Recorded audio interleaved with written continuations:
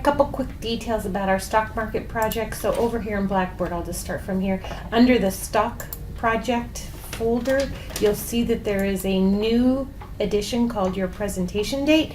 And if you open it, it will have your name and what date you're presenting. So there's one thing for you. Another thing I wanted to show you is how to actually get at some of the financial statements. There's many different places that you can find them, but what I usually do is go to the SEC Edgar. I just Google it, and then I can go here and I can type in the name. So I'll type in maybe Intel, whatever your company name is that you want to look for.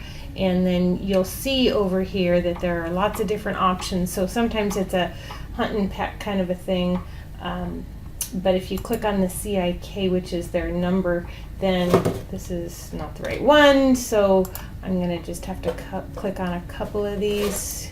Here it is, the semiconductor. Okay, and then you'll see a list of statements. So a 10Q is their quarterly. So you can see they have a 10Q here, a 10Q here. Don't worry about too much of the other stuff. There's another 10Q, and then the 10K is their annual. So if you can, try to find a 10K. And then if you click on the interactive data, that's the best way to see this, because then what happens when this comes up is that you'll see the financial statement. So over here, you're going to click on the financial statements, and then there's the income statement, and there's the balance sheet, and then there's the stockholders' equity. So depending on which ratio you're looking on, I'll do the current ratio because I've been using that as an example. Then you come over here to the consolidated balance sheet, and over here it looks just like the balance sheets that we've been talking about. So if you're looking at current assets, there's total current assets of 29.5. Now this is in millions, but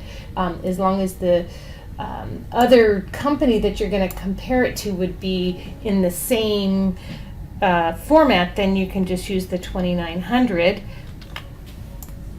And then you can see that the other would be the current liabilities. So we're looking for current liabilities, and there's my total current liabilities, 17,421.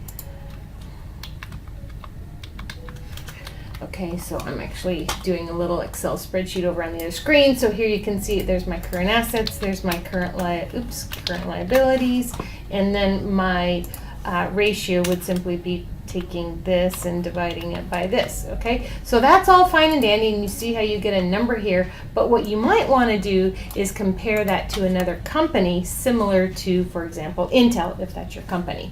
So how do you find that? Well, sometimes you don't know. You could guess, like we had an example yesterday, Nike and Adidas, those are pretty similar.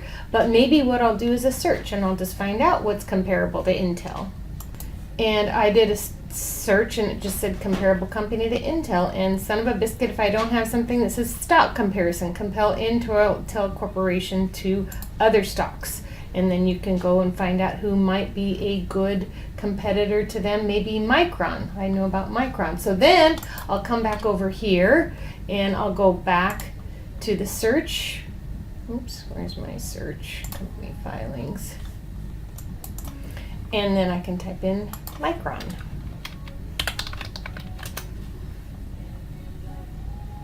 And the same thing will kind of come up, and you'll go through here and you'll try to find the right Micron. I think it might be, let's see, web. And likely, now I don't know all the answers, but I am thinking that semiconductors and related services would be very close, and I got it right this time. So here, right off of the bat, is the 10K. I'm going to go to their interactive data, and from here I'm going to go to their financial statements, and here I would then go to the balance sheet, and I'll do the same thing. There's their current assets, and then I will find their total current liabilities right there.